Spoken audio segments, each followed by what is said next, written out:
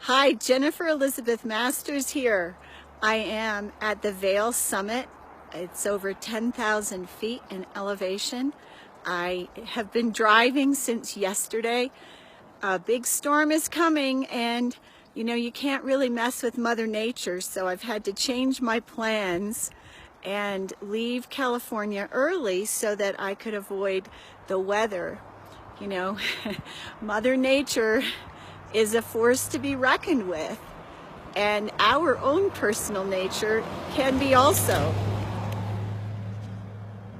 Though we can't change Mother Nature, there are a lot of things that we can change about ourselves. We can change our focus, we can change our perspective, and we can sure adjust our attitude.